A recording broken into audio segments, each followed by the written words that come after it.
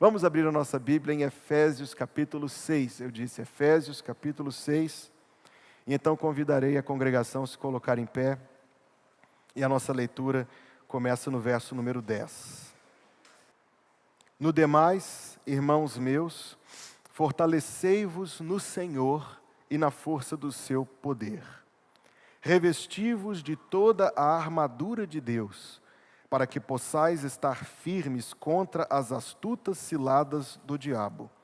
Porque não temos que lutar contra a carne e o sangue, mas sim contra os principados, contra as potestades, contra os príncipes das trevas deste século, contra as hostes espirituais da maldade nos lugares celestiais. Portanto, tomai toda a armadura de Deus, para que possais resistir no dia mau e, havendo feito tudo, ficar firmes. Estai, pois, firmes, tendo cingidos os vossos lombos com a verdade e vestida a couraça da justiça e calçados os pés na preparação do evangelho da paz, tomando, sobretudo, o escudo da fé, com o qual podereis apagar todos os dardos inflamados do maligno. Tomai também o capacete da salvação e a espada do Espírito, que é a palavra de Deus, orando em todo o tempo, com toda oração e súplica no Espírito, e vigiando nisto com toda perseverança e súplica por todos os santos e por mim, para que me seja dada no abrir da minha boca a palavra com confiança, para fazer notório o mistério do Evangelho, pelo qual sou embaixador em cadeias, para que possa falar dele livremente como me convém falar. Esta é a palavra de Deus para o povo de Deus, e a igreja de Deus diz, amém. Uma das mais comuns formas de a gente tentar explicar para as crianças as coisas espirituais, eu em casa já fiz isto, é quando a gente tenta explicar que Deus não pode ser visto, Deus é invisível. Para a criança, isso é uma abstração que requer algumas sinapses. Você quase vê os neurônios fazendo algum exercício assim para se encontrar ali, né? Processar uma abstração tão sofisticada. Então a gente ajuda. A gente ajuda e liga o ar-condicionado do carro e pede a criança para pôr a mão ali e diz, você está sentindo o ar passando? Sim. Você está vendo? Não. Mas você está sentindo? Sim. Existem coisas visíveis e invisíveis.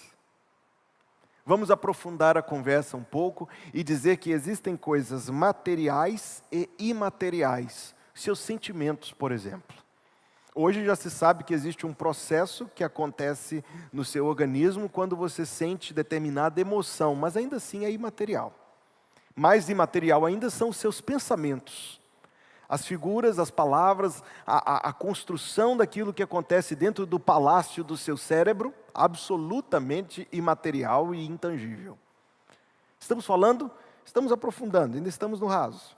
Existem coisas materiais e imateriais, existem coisas visíveis e invisíveis. No mundo no qual nós vivemos, existem coisas dessa natureza e existem coisas que são espirituais. E há dois erros que são praticados, os dois erros mais comuns quando tratamos das coisas espirituais. Existe o erro de subestimá-las e existe o erro de superestimá-las. Especificamente quando nós vamos falar daqueles espíritos malignos que se opõem aos propósitos de Deus, existem esses dois erros, o erro de subestimar e o erro de superestimar. Subestimar. São as pessoas que menosprezam, tratam este assunto como se fosse um assunto de absoluta invenção ou algo assim. Pastor, parece literário demais, parece muita história de livro assim, não dá para compreender isso diante da realidade. Outros fazem alguns exercícios teológicos para dizer que tais criaturas, se existentes, porque presentes na Bíblia, são de todo assim absolutamente irrelevantes. Eu considero tais exercícios teológicos muito difíceis de se fazer. É o erro da subestimação.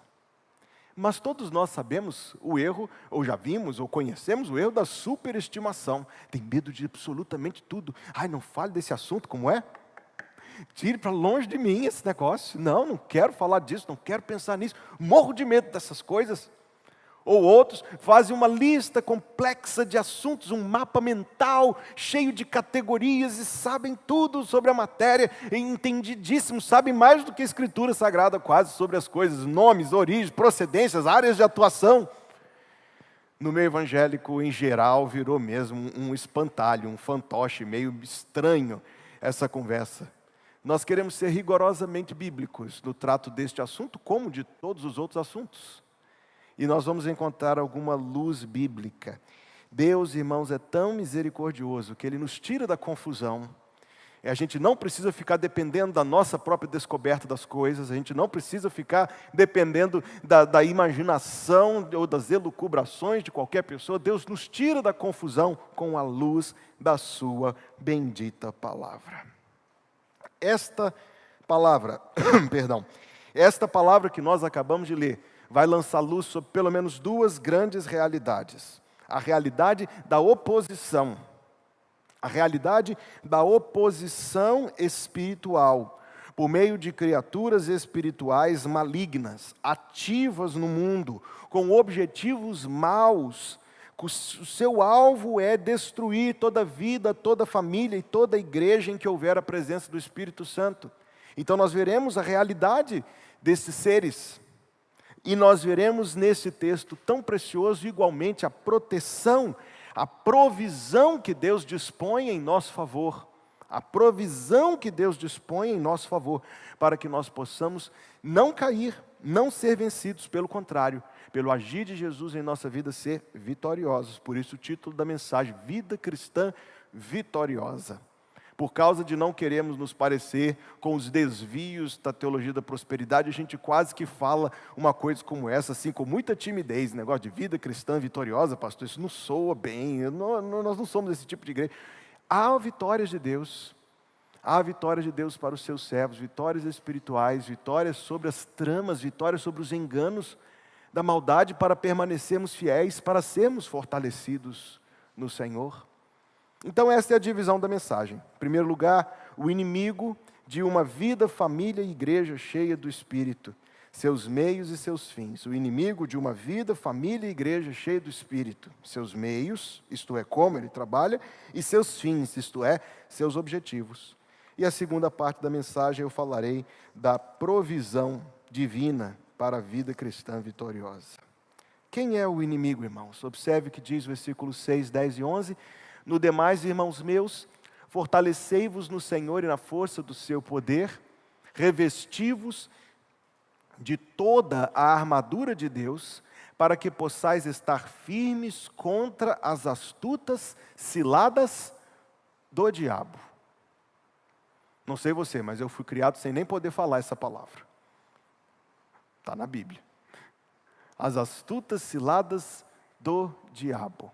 Esse nome não é um nome genérico, não é uma categoria de palavra, como se fosse mamífero, que se aplica a um monte de criaturas. O nome diabo pertence a um ser específico. A Bíblia não, a Bíblia de fato não fala muito sobre ele, fala somente aquilo que foi da vontade de Deus que nós soubéssemos. Mas uma das coisas que a Bíblia fala, ele é real. Muitos de meus irmãos já conhecem aquele livro de C.S. Lewis, As Cartas de O Diabo ao Seu Aprendiz. Aquilo que eu falei na introdução, numa das cartas está escrito, há dois erros. O erro de subestimar, não pensar nada em nós, e o erro de superestimar, pensar demais em nós. Vamos ao fato bíblico. O fato bíblico é que existe uma criatura específica, um ser chamado diabo. O nome diabo em português, eu coloquei aí no seu resumo, vem do grego diabolos. Diabolos, por sua vez, é uma palavra que é usada em 3 vezes no Novo Testamento, eu deixei as referências aí, para pessoas fofoqueiras, intrigueiras, murmuradoras, caluniadoras. Tudo isso é o sentido da palavra diabo. Vamos ganhar aqui um parêntese, uma nota de rodapé. Quando você é tentado, eu sei que você não faz isso, mas quando você é tentado a ser intrigueiro, mexeriqueiro, fofoqueiro, murmurador, lamentador, caluniador, você está sendo um diabinho. Não faça isso em nome de Jesus. Por que esse nome? Porque a primeira vez que ele aparece na Bíblia é lá no livro de Jó, capítulo 1. E ele aparece no livro de Jó fazendo um diálogo com Deus contra Jó. Deus diz que não havia ninguém que era como Jó, reto, íntegro, temente a Deus e que se desviava do mal. Ele dizia, eu sei por quê. Eu sei por quê. É porque Deus tem abençoado Jó. Jó é rico, Jó é saudável, Jó tem filhos unidos que vivem em harmonia. Jó é ótimo. Jó é ótimo porque Deus tem dado tudo para ele. Então ele levanta um falso e uma acusação. Veja a ideia de calúnia. Ele diz, tira tudo dele. Tira tudo dele. E ele vai blasfemar na tua face. A palavra hebraica usada lá, a palavra sheitan, a raiz do nome Satã ou Satanás, sheitan, significa adversário, opositor. Aquele que te contesta, que te questiona. Quando o Novo Testamento foi traduzido, quer dizer, foi escrito para o grego, pegaram aquela palavra lá, sheitan, opositor, adversário, lembrando do trabalho dele, esse tipo de lançar acusações falsas, hipóteses, coisas perigosas, cabeludas. Qual nome dá para esse bicho? Diabolos. Caluniador, maledicente. Veja que não é nenhum nome próprio. É uma fama de intrigueiro.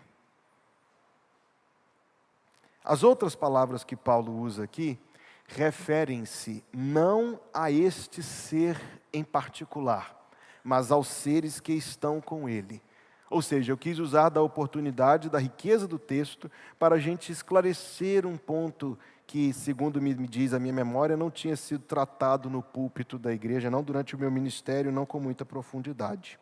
Ele usa os nomes principados, no plural, ele usa o nome potestades, exousias em grego, que significa força, ele usa o nome príncipes das trevas deste século, e a palavra é fortíssima, cosmocrátoras, governadores do mundo, ele quer dizer, príncipes, influentes, poderosos deste mundo, e ele usa o nome hostes espirituais da maldade. A ideia de um batalhão, é isso que a palavra hoste significa, algo disposto, arregimentado, organizado, com uma clara, irmãos, todas as palavras têm a ideia de poder, domínio, força, de influência, de proeminência.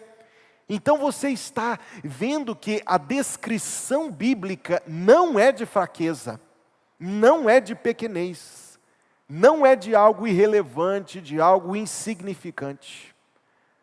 A descrição bíblica deve servir, pelo menos, para a gente perceber que o assunto é muito sério. Todas as palavras têm a ideia de força, de atuação.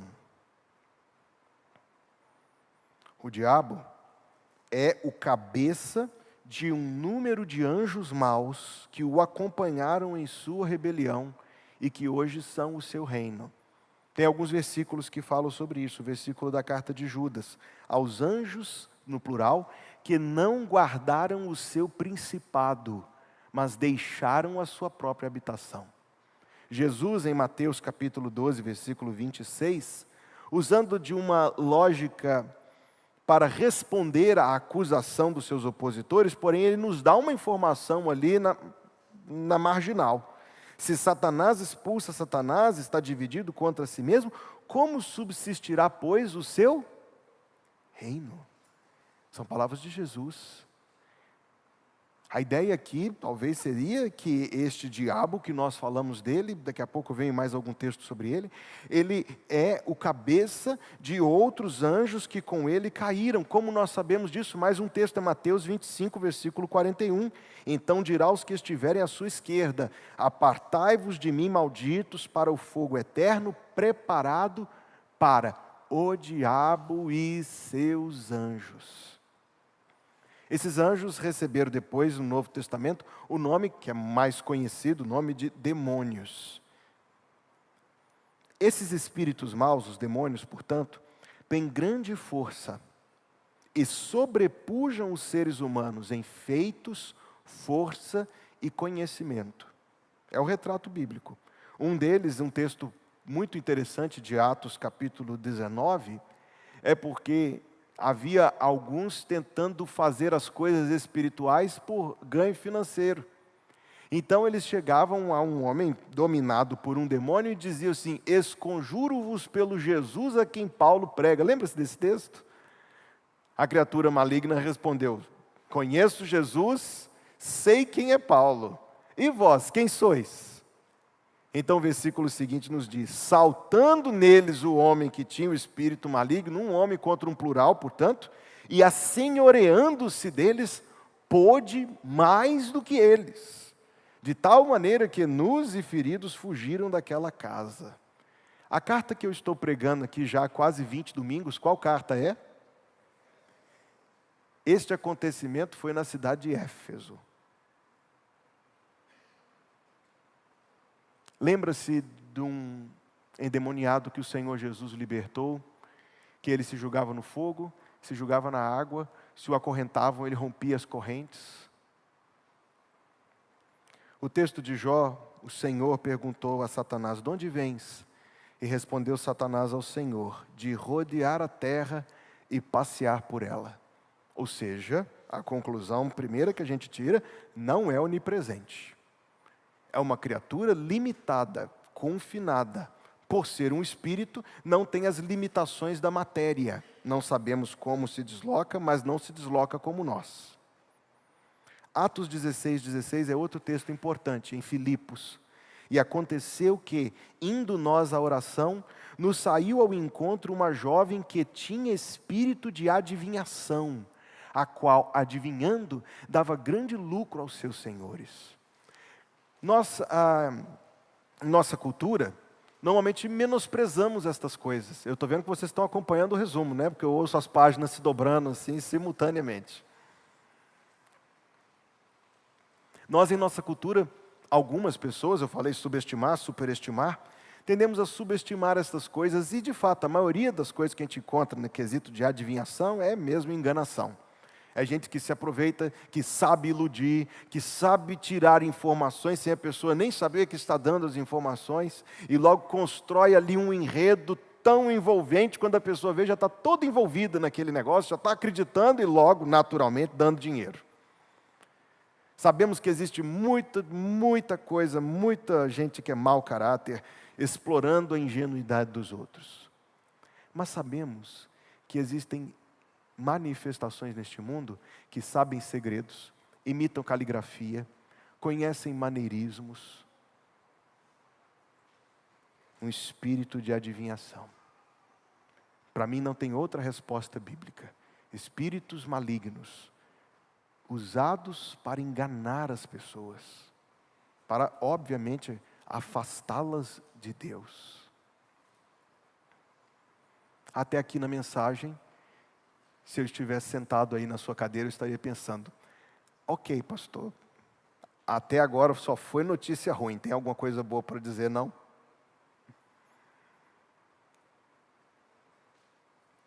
Antes de entrar nessa próxima parte, de fato é meio intimidador. Mas sabe, irmãos, deve ser. Não a ponto de cairmos na tolice de temer exageradamente, de fixarmos nessas coisas os nossos pensamentos, não a ponto de nos envolvermos com esses assuntos, leituras online, essas coisas, porque isso não edifica, porque isso não contribui à verdade, e tudo que Deus queria que soubéssemos neste assunto, que inclusive não é muito, está revelado suficientemente e satisfatoriamente na Escritura Sagrada. Mas, por outro lado, se intimida um pouco, é para que não caiamos no erro de subestimar essas coisas. Como eu direi agora e direi novamente no final da mensagem, sozinhos não podemos vencer essas criaturas que se opõem a nós. Sozinhos não podemos vencer o diabo e seus anjos. Sozinhos seremos por eles vencidos. Entra então a boa notícia. Jesus já os despojou e no fim de todas as coisas os subjugará completamente. Veja o texto de Romanos, nós vamos ler agora pensando neste assunto. Porque estou certo de que nem a morte, nem a vida, nem os anjos, agora note, nem os principados, nem as potestades, nem o presente, nem o porvir, nem a altura, nem a profundidade, nem alguma outra criatura nos poderá separar do amor de Deus que está em Cristo Jesus. Se essas criaturas pudessem escolher um alvo contra nós, esse alvo não seria nenhuma outra coisa. Se dissesse assim, criatura maligna, coisa ruim. Se você pudesse tirar uma coisa da vida de um crente, qualquer coisa, a que você quiser, você vai tirar. Qual você tiraria? A resposta seria uma só: eu o afastaria do amor de Deus. Não preciso tirar coisas, não preciso causar problemas na vida dele, não preciso assolá-lo com tentações. Uma coisa só que tiraria a salvação e todo o resto: eu o afastaria do amor de Deus.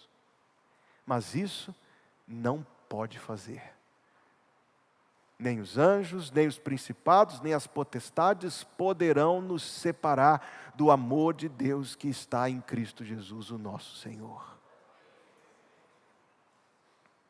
Colossenses 2, com referência à ressurreição de Jesus dentre os mortos, diz: despojando os principados e potestades, os expôs publicamente e deles triunfou em si mesmo. O texto, referindo-se ao tempo por vir, os próximos 2 versículos, diz em 1 Coríntios 15, 24, depois virá o fim, quando tiver entregado o reino a Deus, ao Pai, e quando houver aniquilado todo o império e toda a potestade e força. A presença do nosso Senhor Jesus Cristo é tão poderosa diante destas criaturas malignas. Não se lembra do que eles gritaram uma vez? Que queres conosco, filho do Deus Altíssimo? Vieste atormentar-nos antes da hora? Não lembra desse gemido? Pediu que fosse mandado para os porcos. Pediu que fosse mandado para os porcos, porque Cristo talvez o mandaria para o abismo. Então nós temos, ainda que um inimigo muito temível, nós temos um defensor muito poderoso na pessoa do Senhor Jesus Cristo. Eu gosto muito deste versículo para concluir esta colocação de Romanos 16, 20. O Deus de paz, em breve, esmagará Satanás, ele próprio, esse indivíduo, cabeça de tudo, em breve esmagará Satanás debaixo dos vossos pés. É a esperança, meu irmão, de que chegará um dia em que nós experimentaremos uma nova qualidade de vida que nós hoje só podemos ansiá-la.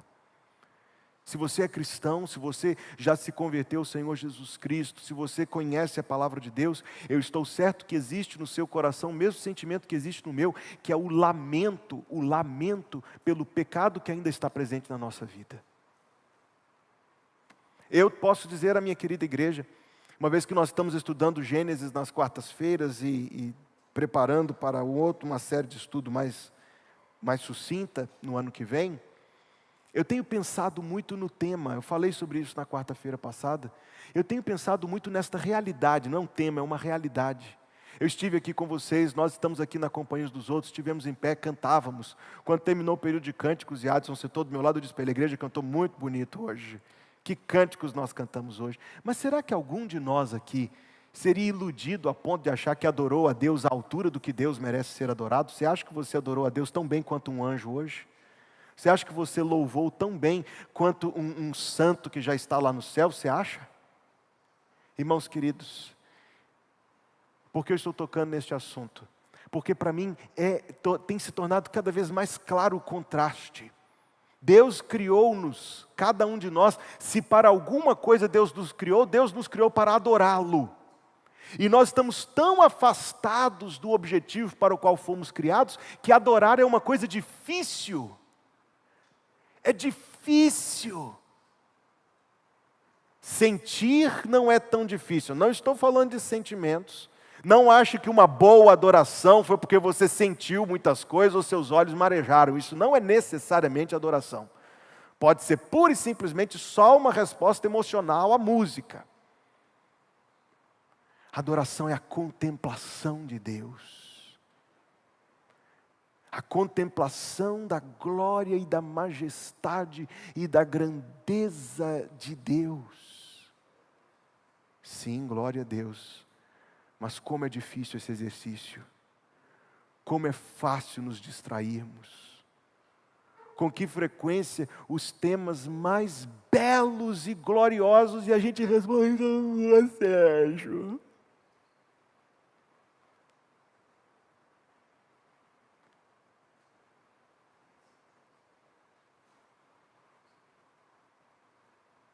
Por que é tão difícil?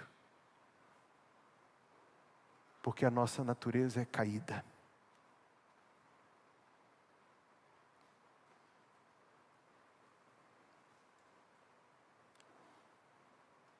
O que nos faz antecipar um tempo por vir, em que experimentaremos uma nova qualidade de vida. Naqueles versículos em que Deus nos permite olhar pela fechadura da Nova Jerusalém, e espiar o que acontece lá dentro, encostar o ouvido na porta da Nova Jerusalém e escutar o que acontece lá dentro. Nesses poucos versículos que nos falam da vida por vir, o que é que nós vemos na vida por vir? Uma adoração, meus irmãos, uma adoração tal, um louvor tão vivo, uma adoração tão maravilhosa. Então isso deve nos animar. Deve nos animar para uma qualidade de vida que nós um dia viveremos. Nossa vida não será mais estragada pelo pecado. Veja só, nós vamos experimentar, usufruir do deleite de adorar a Deus como Deus merece ser adorado. E a comunhão com Deus, a intimidade do nosso coração em comunhão com o coração de Deus, não vai ser algo momentâneo de poucos minutos de vez em quando na vida, mas será a realidade da nossa condição. Tudo isso está aqui. O Deus da paz, em breve, ainda não, hoje não, mas em breve, esmagará Satanás debaixo dos vossos pés. Eu farei uma segunda pergunta ainda nessa primeira parte da mensagem. Por que se opõe a nós? Eu me fiz essa pergunta de certa vez.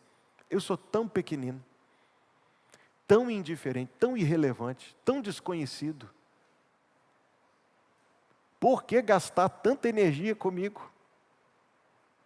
Por que gastar tanta energia com uma coisa tão pequena e sem consequência? A resposta eu resumirei, em outra oportunidade eu falarei disso mais detalhadamente.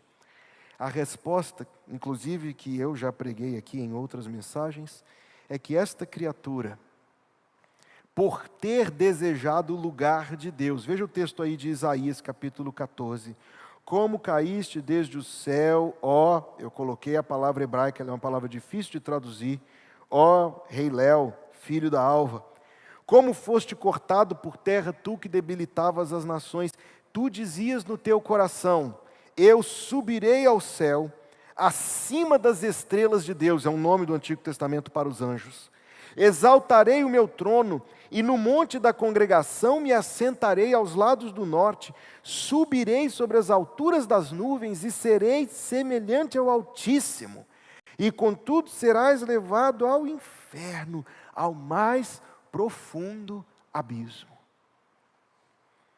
A mensagem, meus irmãos, se eu poderia lhes traduzir aqui, repito, em poucas palavras, de maneira sucinta, é que por ver a imagem de Deus no ser humano, a imagem de Deus que Ele quis roubar, o lugar de Deus que ele quis ocupar, a glória de Deus que ele invejou e que o baniu por vê-la em nós, este inimigo vem com toda a fúria e com todo o ódio para atacar essa imagem, desfigurá-la e apagá-la.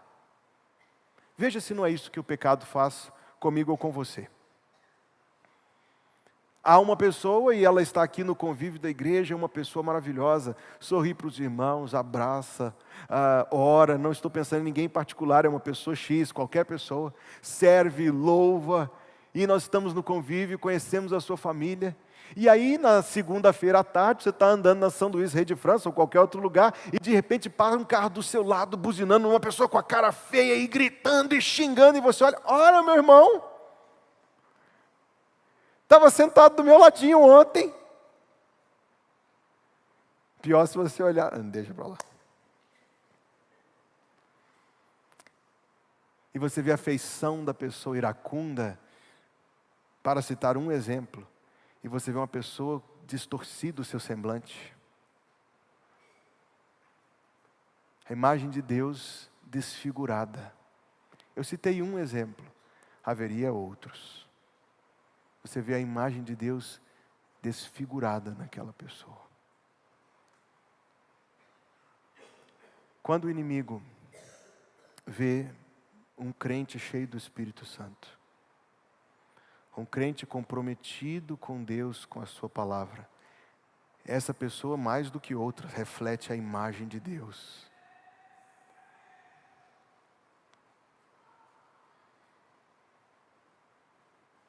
Essa pessoa, mais do que outras, reflete a imagem de Deus. Por refletir a imagem de Deus, torna-se um alvo dessa oposição, cujo desejo é desfigurar. Quando vê uma família, mais um, quando vê uma igreja, sim, meus irmãos, o inimigo quer desfigurar a glória de Deus, que é vista numa vida, numa família, numa igreja cheia do Espírito Santo. Como ele trabalha contra nós? O mesmo texto, por favor, agora o versículo 12, ainda o versículo 11. Revesti-vos de toda a armadura de Deus, para que possais estar firmes contra as astutas ciladas do diabo. O texto diz as astutas ciladas do diabo. A palavra metodias, que é um nome dado, é a raiz da palavra método, por exemplo. Quer dizer que existe um plano de trabalho. E esse plano de trabalho é usado, esta palavra se refere à forma como um animal se prepara para atacar a sua presa. Lembra-se da carta de Pedro? O diabo anda em derredor como um leão que ruge, procurando a quem possa devorar. Esse é o método, cilada, engano, algo que procura explorar a fragilidade, algo que procura encontrar um ponto. Ele não é onisciente, não, onisciente ele não é, ele só é velho, milhares de anos de idade, tem uma memória boa, já viu muita gente entrar e sair desse mundo, já derrubou muita gente, conhece, sabe analisar e encontrar uma fraqueza e usá-la para a vantagem dele. Por isso o texto diz, veja como o texto é enfático, no versículo 10, fortalecei-vos no Senhor. Versículo número 11, estar firmes. Versículo número 13, havendo feito tudo, ficar firmes. Versículo 14, estai, pois, firmes. A exortação é uma só, diante dessa oposição, diante da malícia desse opositor, diante dos seus objetivos serem tão maus, seus meios, as astutas ciladas, falsos ensinos, o engano do mundo, nossas inclinações particulares ao pecado. O que mais Satanás usaria contra nós? Situações em que estamos fragilizados, dificuldades da vida, pessoas dizendo coisas ou fazendo coisas contra nós ou em relação a nós. O texto é muito claro, permita-me ler novamente. Porque não temos de lutar contra a carne e o sangue, mas sim, ou seja, temos de lutar, mas sim contra os principados, contra as potestades, contra as hostes espirituais da maldade dos lugares celestiais. Vem a palavra lutar. Significa combate físico, intenso.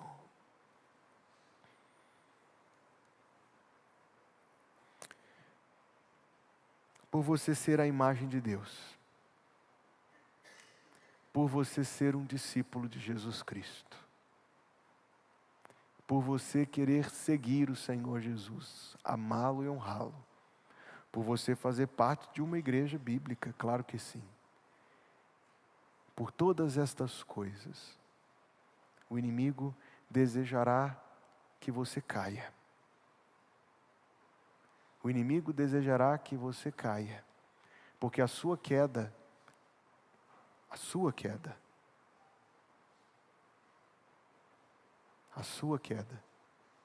pode inclusive empurrar muitos outros.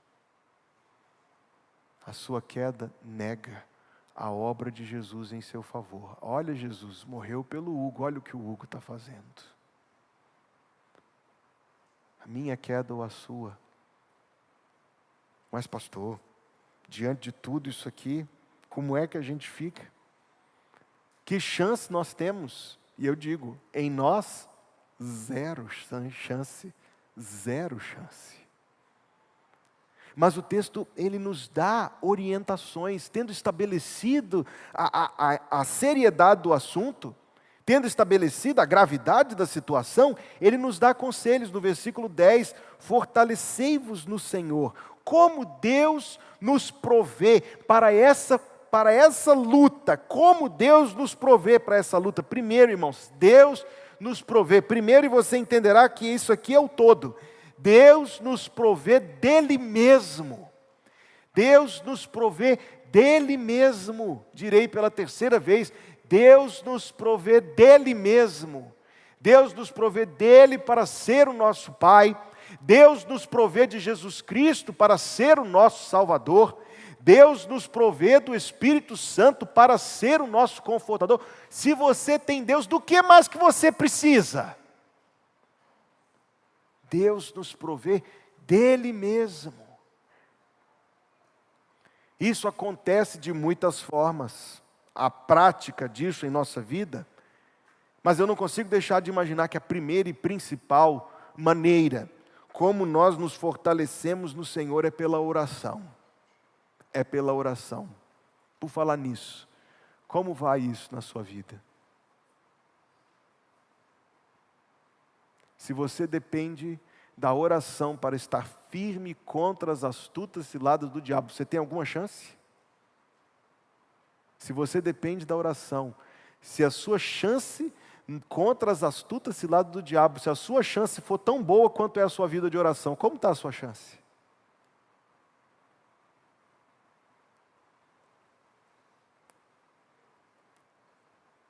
Comunhão com Cristo. Muitas vezes as tentações vêm nas dificuldades da vida. Temos compartilhado as dificuldades da vida com o Senhor? Muitas vezes as tentações vêm nos relacionamentos. Temos orado pelas pessoas com quem convivemos? Orado pelas pessoas do nosso lar? Orado pelas pessoas do nosso ambiente de trabalho? Quantas tentações no ambiente de trabalho? Quantas? Temos orado por isso?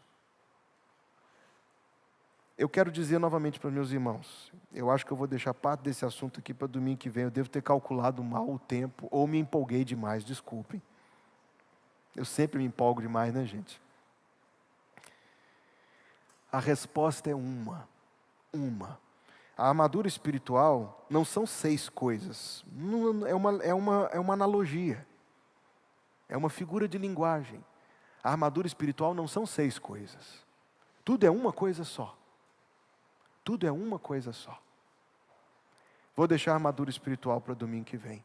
Vou aplicar essa parte da mensagem para a gente concluir hoje. Você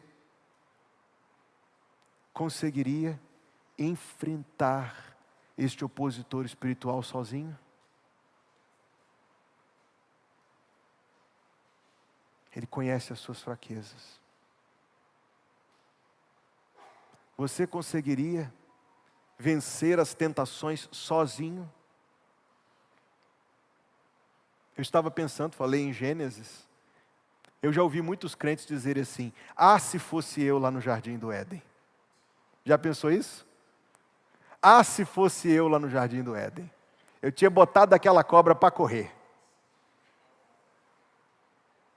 Sabe quem sabia qual teria sido o resultado se fosse você lá no Jardim do Éden? Deus. E Deus escolheu não colocar lá nem a você nem a mim no Jardim do Éden. Talvez se Deus tivesse colocado o Hugo lá, a queda teria sido mais cedo.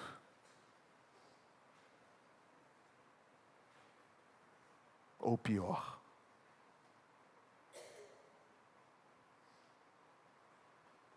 Não menospreze a realidade do mal. Ao reconhecer e admitir a realidade do mal, admita também que você não consegue vencer o mal sozinho.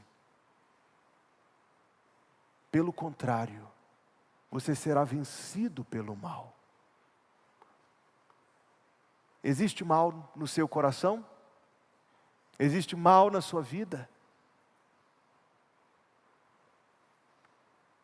Você precisa, e eu também, de um Salvador. De um poderoso Salvador. Para vencer a este opositor temível, nós precisamos de um Salvador que seja muito poderoso. E Deus nos dá este Salvador na pessoa do Senhor Jesus Cristo. Ele foi dito, séculos antes de nascer, que pisaria na cabeça da serpente, do diabo. Contra nós, o diabo, Jesus pisaria na cabeça dele em nosso favor.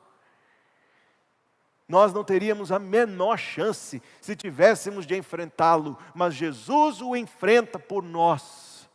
Jesus o vence por nós na cruz, com seu sangue, com a sua morte, com a sua ressurreição.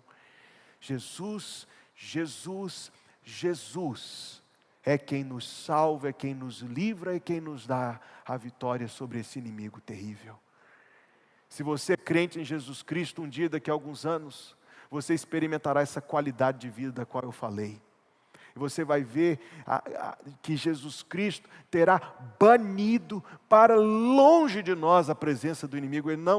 Esse dia ainda não chegou, mas chegará. E você contemplará o seu Salvador com glórias infindas. Porque só um Salvador glorioso poderia vencer um inimigo tão mau e tão poderoso quanto o diabo. Esta vai ser a conclusão da primeira mensagem. Se você o enfrentar,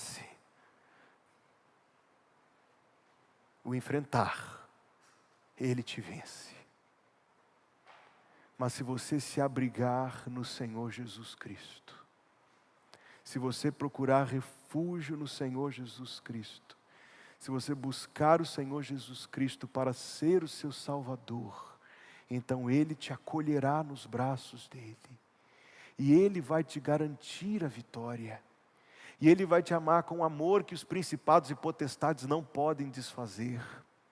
E Ele vai te acolher com braços tão fortes e tão poderosos, que a salvação que Ele te dá, ninguém poderá anular nem desfazer. Se você se refugiar no Filho de Deus, para ser o Salvador da sua vida, o perdoador dos seus pecados, ainda que lidando com lamento com a presença do pecado na sua vida, você poderá olhar para todos esses temas aqui, esses assuntos, esses versículos com esperança, com paz, com a certeza de que Deus já te deu a certeza da vitória por Cristo Jesus, o nosso Senhor. Não, meus amigos, para que eu conclua, a minha mensagem essa noite não foi uma mensagem sobre a feiura do diabo, não me entenda errado. Eu nunca dedicaria uma mensagem neste púlpito para falar do diabo. A minha mensagem essa noite não foi sobre o diabo. A minha mensagem foi sobre Jesus. sobre como Jesus nos livra do diabo, que nós não poderíamos fazer por nós mesmos. E sobre como Jesus é tão poderoso para nos salvar e proteger do mal. Você já se abrigou em Jesus Cristo? Temos muitos visitantes aqui esta noite. Talvez você ainda não tenha conhecido Jesus como eu falei dele aqui.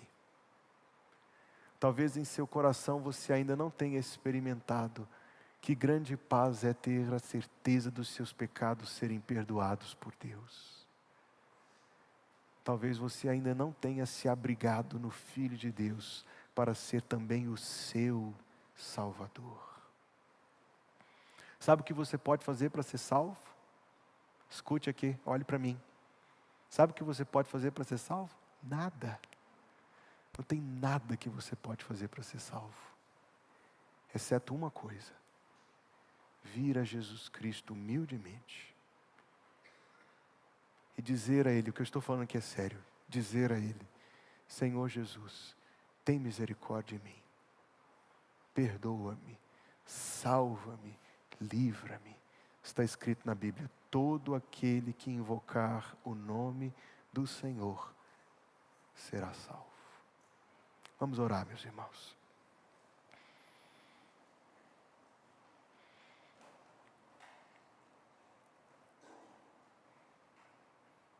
Deus, nós primeiro queremos dar graças ao Senhor pela Bíblia. Porque a Ti aprouve, ó Deus, na Bíblia, fazer conhecidas as coisas tão necessárias para nós. Nós queremos Te dar graças pela Bíblia, Deus. E pedir ao Senhor que em nossa vida, em nosso lar, ela não seja um mero objeto de adorno. Mas que o Senhor, ó Deus, continue a levar as Tuas ovelhas aos pastos verdejantes da Tua palavra. Que o Senhor continue a conduzir o Teu rebanho às águas tranquilas da Tua palavra. Que o Senhor, ó Deus, dê aos Teus servos o auxílio do Espírito Santo, todos os dias, para fazermos da Tua palavra a nossa meditação de dia e de noite. Só assim, Deus, só assim a nossa vida vai ser uma vida como uma árvore verde, cheia de frutos, plantada à beira da água. Do contrário, Deus, se nós não tivermos a presença da palavra do Senhor na nossa vida, a nossa vida vai ser uma vida seca, sem frutos. Isto não queremos, ó Deus, e pedimos a Tua bênção em nome de Jesus. Queremos Te dar graças, ó Deus, por um Salvador tão glorioso quanto Jesus Cristo. Ele é, Deus, a glória da nossa alma, a glória do nosso coração, porque Tu nos tens dado, ó Deus, um Salvador perfeito. Tu nos tens dado um Senhor amável. Tu nos tens dado um Salvador misericordioso. Tu nos tens dado um Mestre inigualável. Tu nos tens dado, ó Deus, Teu Santo Filho, para ser o Salvador da nossa alma. Por nós mesmos, ó Deus, não teríamos nenhuma chance, mas em Cristo nós temos total vitória. Toma, Senhor Deus, estas vidas em Tuas mãos, e eu oro primeiro por aqueles cujo coração Teu Espírito tocou, mas que ainda não conhecem, ó Deus, a salvação que há em Cristo Jesus.